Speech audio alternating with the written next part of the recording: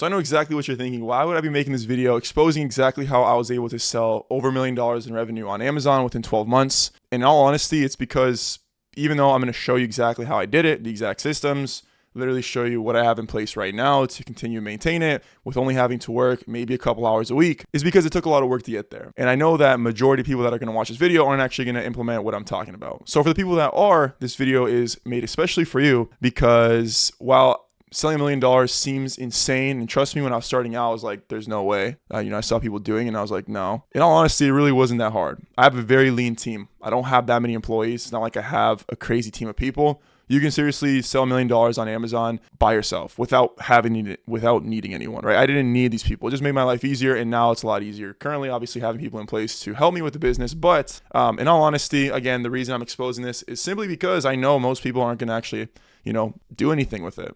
But hopefully you're not one of those people. So let's just get into it. I'm going to go through the whole entire process, pretty much going from the start to how I was able to start getting products on my store, able to scale it, eventually taking myself out, and then where we're kind of at today, breaking down some math on what you're going to actually expect to profit with sales kind of like this, right? So getting straight into it, cash on hand, right? In the beginning, when you're starting out, purchasing your first set inventory, you don't really want to be putting this on credit. I don't recommend it. This isn't what I did either. So what I did was actually use my money. I spent $4,200 on inventory, and it sold really, really quick, right? This is actually my sales right here. My first month, I did $10K in revenue, my very first month. And it was because I was already purchasing a product that, I did my research fair bit. I knew how Selleramp worked. I knew the product was selling at the very least, right? Not to say I was a pro, obviously. I didn't know anything else, and come to find out later that the product I was selling actually had IP issues, and I did end up getting in a little bit of trouble later on down the line with an IP claim on this product. However, nonetheless, I was able to get proof of concept with my own money, and I was able to sell 10K worth of product, which was huge for me at the time. I mean, coming off of eBay, maybe doing 5 to 6K a month, I just did 10K on Amazon with one single product that I was getting from actually like a brick and mortar store at the time. So I realized how crazy Amazon is, how fast stuff actually sells. But either way, after that, right, I realized that using my own cash was going to be impossible to scale. Out of that $10,000, obviously that's not profit right there. And if I wanted to be making 10K profit a month, I would have to utilize other forms of credit and money. So I actually opened up an Amex Business Blue, 0% interest for the very first 12 months, made it super easy to scale. And obviously by this time I was completely invested into Amazon. I mean, I was literally consuming all the Amazon videos I could, all the podcasts I could. That's all I pretty much did. I'd go to the gym, I would be driving, I would literally be listening to Amazon podcasts, just soaking up a bunch of information. I watched every single Buy Box Bandits podcast when I was getting started. So massive help. That was a huge help for me getting going. So, but yeah, essentially, I was good at analyzing. I was able to find products pretty quickly on because of that reason, which I'm going to talk on in a second here on how I was actually able to eventually get to finding a bunch of products on demand.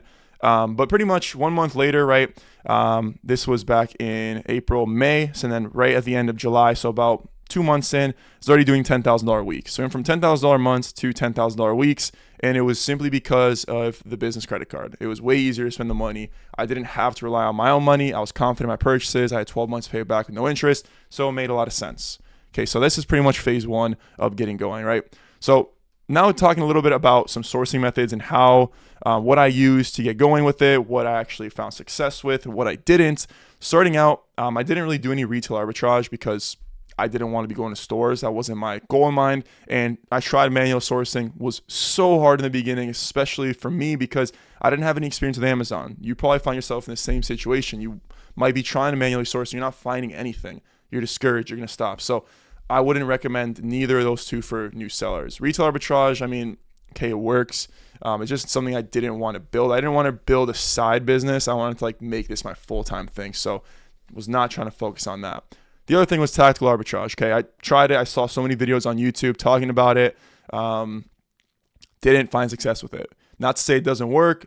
Maybe I wasn't plugging in the correct parameters. I'm sure it does work for people, but for me, myself, it didn't work. I found my first product with it, which was actually like this beauty caddy product, and I ordered it, sent it in, made like very, very small ROI, made like 10% on it. That was the only product I found with tactical arbitrage, right? And I did that for maybe like a month after I was already selling that first product, right? And then I quickly came across reverse sourcing. And reverse sourcing, storefront stocking, literally just using Selleramp and Keepa to find all my products is where I found serious success. So pretty much if you're not familiar, what you do is you find other products that you're currently selling that are pretty solid, or products that you know are arbitrageable. You see who's selling those products, open up their storefronts and see what else they're selling. You open it up with Selleramp, you find the products profitably using this little dashboard as soon as you open up the storefront.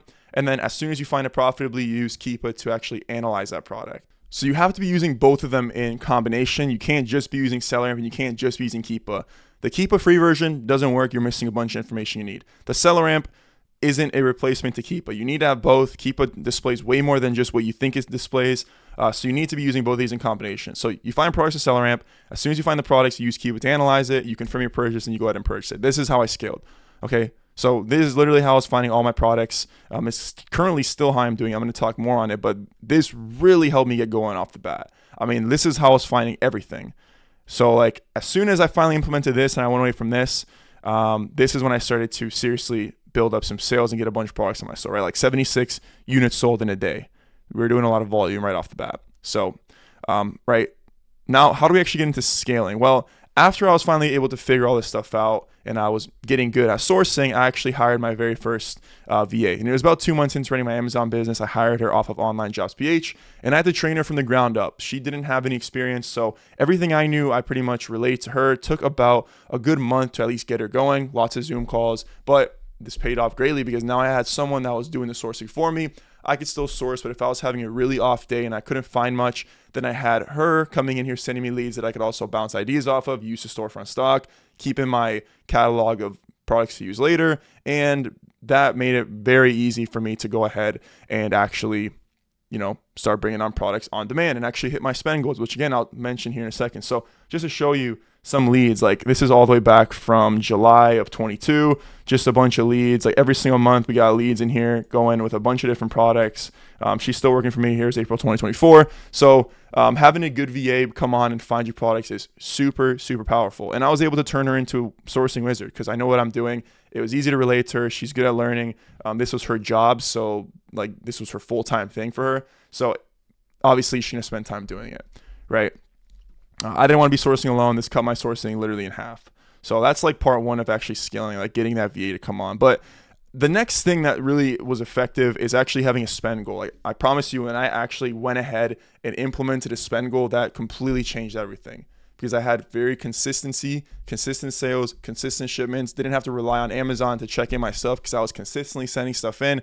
It made it so easy. And that was how I was able to hit my first 6-figure month, all right? The only way, and I knew this because I already had some experience with the other products, so I kind of knew this is how Amazon worked. You can't control how your stuff sells, but you can control what you're sending in. So the only thing you need to be worried about is your input into the business, right? So in the month of January, I actually spent $51,424, right? This was in the month of January with all of my spend, and that equated to about $1,700 every single day in inventory. So here's how it went. This is how my day went exactly. In the morning, anything that came in the day before, I would prep it, go drop it off to UPS, get it sent out, grab a cup of coffee, and then the rest of the day was literally spent on hitting this $1,700 in spend. Now, whether that was restocking products, whether that was finding new products or looking off of what my VA was sending me, I was hitting that spend goal every single day. So this meant that some days I would only have to work for 30 minutes because I was restocking a lot of stuff. Other days I had to work for 5-6 hours because I couldn't find anything and my VA didn't send me anything that was good, right? It didn't matter how long it took. I just dedicated time to it every single day to hit it, and I did not miss a beat. Didn't miss a beat, and I knew that spending $1,700 a day, that was my input. That would eventually translate to the output, which was $3,200 in sales, which would get me to that 6-figure month mark. And I completely blew past that in February.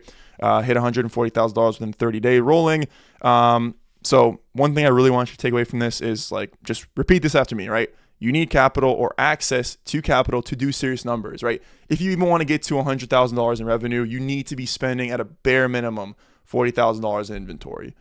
So whether that be your money you have on hand or whether that be capital like I did, that's how you can get there. You can't expect to be selling crazy numbers with no money invested in inventory, obviously. What you're going to notice is this. You might spend $10K really quick instead of having a spend goal. You'll have a crazy week. You'll blow through your inventory because stuff sells so fast on Amazon. And then you're going to have a really crappy rest of the month because you're not constantly feeding the beast. You have to constantly be sending products in.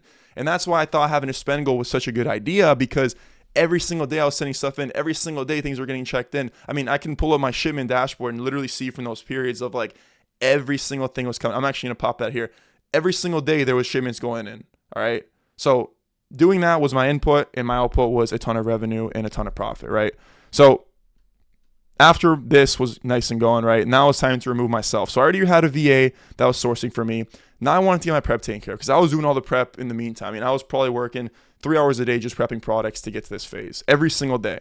So what I did was I moved into my warehouse where I no longer had to handle the prep work. And the reason I got a warehouse was because a lot of the products that I was selling, right, I'm doing a lot of volume. You can see here, like 342 sales. If I was doing a prep center, I'd be paying pretty much $340 in profit of my money. Just think about it this way. I'd be spending $342 a day on prep, let's just say it's $1 per prep for a prep center. That's $342 out of my pocket. That's over 6 figures a year out of my pocket if that's what I'm doing. Or I can pay for my warehouse, which the rent's not expensive, and pay employees. I am not paying anywhere near $342 a day to operate the warehouse. So it made sense for me to get the warehouse. Not saying this is the move for everyone, but this is what I did. All right. So the reason I got the warehouse too is because I didn't want people coming to the house to prep, but I didn't want to be prepping. So I got the warehouse, got 2 employees to come on and help me with the prep. And that pretty much expedited that whole thing. Didn't have to worry about that anymore. And that was definitely a very beneficial thing I did for myself, where I was not having to work nearly as much as I had to in the past. I could focus on other things. All right. So that's just what I took. And after the numbers were broken down, kind of like how I said here, I mean, I'm saving well over $3,000 a month. So what is the end result here? Well, the end result is a business that requires little maintenance, right? I have thousands of different products that I've tested over the years simply from my VA or just me sourcing hundreds and thousands of hours probably by now, right? Again, endless product leads from my VA over the last 2+ years. Seller board, I have a bunch of, right? Whenever I'm running into issues with sourcing, whether doesn't really happen ever now, but this really happened early on, was what I would do is I'd go back to previous months where I had crazy sales and just look through all the products that I sold, how many units I sold, and I would go and look and see if those were profitable again, because you're not restocking everything doing OA. And a lot of times those old products would turn profitable again, easily spend $400 on that product, spend $600 there, $200 there, and there's your spend goal. Super easy. Now, obviously that doesn't just happen overnight. Like, that was a process to eventually get to there where now I have access to those products. So hitting spend, like sourcing products, finding anything is literally not a concern at all anymore, just because of the data I have. Like, we don't even have to be bringing on new products. Obviously you always kind of want to, but you don't have to be in this situation because you just have so much data. Like, you have your VA sheets, you have all your order sheets, which I'll show you. This is like order sheets. Look at these lines. Like, these are all orders that were just placed over the years for online arbitrage, strictly just online arbitrage. This has nothing to do with wholesale. So like, this can go on forever. So like that is kind of what you're looking at here. Like, that's what you're trying to get to. And like I said in the beginning of the video, like, it's not going to happen overnight. This is just how I was able to do it, and what you can expect to kind of put in to get to a point where you can build a business where you don't have to work many hours and produce 6 figures in profit a year from something like this, right? So that was no longer an issue by my 6-month sourcing because of systems. Pretty much how it goes. This is the, how you want to do it. You hit your spend goal daily. You send out shipments daily. You sell through your inventory. You're getting paid out. You're going to pay off your credit cards with that, and then you're going to profit the difference. You can reinvest some more inventory or use it to live off of, right? Whatever you deem you want to do. So here's the math to actually the 1 million sales, because I want to keep it super transparent. Obviously, $1 million in sales does not equate to $1 million in profit, but getting to $1 million in sales really is not tricky at all if you're hitting your spend goals and if you have access to capital, kind of how I mentioned. So you're doing $1 million in revenue. That means you're spending about, this is very rough, $450,000 in spend. So your daily revenue to get there is about $2,740 in revenue that you're selling. So right here, this would be like the daily revenue. So this needs to be $2,700 to get to the milli. So in that case, you're spending daily about $1,200. So if you can spend $1,200 every single day on products, which obviously over time it compounds, it gets way easier, you can expect to sell $1 million. And let's just take an average ROI of 35%. You can pretty much be profiting $431 a day, making $160,000 in profit every single year from your Amazon FBA business. And again, this does not take rocket science. This business, the reason it works so well and the reason it's so powerful now is because It's not like a TikTok drop shipping store. It's not like a Shopify drop shipping store where it just comes and goes. Like, this is just printing money at this point. I don't have to do much again to maintain it. This can last for a very long time. I mean, years and years and years and years and years. I'm just like a retail store on Amazon. So, right, there's always new fees coming up. Everyone's always concerned about this and that. But at the end of the day, we pivot. We may still make it work. Everyone has to pivot to it. If fees come in at any time, we just raise our price with the market, and you'll eventually start making profits. So, but yeah, that's pretty much literally the breakdown. This is where we're at currently. Just casually doing $1 million a year on Amazon. If I wanted to, I could definitely scale this past, but in my eyes, I don't feel the need to. I'd much rather run a business where I don't, again, have to do much, but I can profit 6 figures every single year from something that took me, I'd say about 6 months in, it was kind of capable of doing that. 6-7 months in, at that point, it was kind of like, okay, we can maintain this easily. And that's kind of what you can expect for yourself. But obviously, this doesn't happen overnight, like I said in the beginning, but this is the exact way that I did it. This is exactly how it's set up right now. So that's why I'm kind of talking on it. And I hope this video was very helpful to you guys, right? Even if it's something that you weren't expecting, I hope I can draw light to the fact that it's not as easy as people make it seem online. I try and be as transparent as humanly possible when it comes to stuff like this, because obviously it's not easy. And I try and stress that always, even when I'm helping anyone or whatever the case may be, I always stress the fact like, hey, you need to have time to do this, at least an hour a day to do this every single day. If that's what you're doing, you need to have capital for inventory. Like, you can't start this and expect to do this without those 2 things in mind. But if you have those 2 things in mind, then there's no reason why you can't also mimic something like this, right?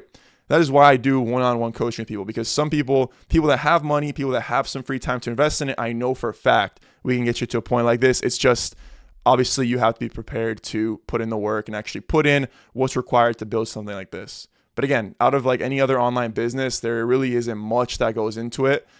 Like you see, we have a very, very lean team. It's not like you have 30 employees to be doing $1 million a month or a year. You only need a couple people, and you don't even need, if you're doing this completely on your own, completely full time, you do not need a single person to do this. So again, I have like a full training on all these that go through like everything. And it's actually a training, not like the training videos you see on your Instagram ads where they just tell you, oh, Amazon's a great opportunity, arbitrage economy. None of that BS. It's actually like a real training that'll show you how I'm sourcing, show you how I'm analyzing, show you how I'm hiring, all of that. There is a pitch at the end, obviously, for people that are interested. Just fair warning, this link below, that will literally walk you through the whole entire process of starting your own Amazon business, kind of like this. And if you you've already seen training and you're ready to get going with this and you have time and you have capital for inventory, there's another link there. We can book a call with myself and we can chat, see if we're a good fit. And if we are, I know for a fact I can get you to hitting your goals as long as you're willing to commit some time and effort to this. So hope you guys know this video. This is the whole entire breakdown of how I was able to sell over $1 million on Amazon in 12 months. So you can literally just copy me. Hope this video helped. See you guys.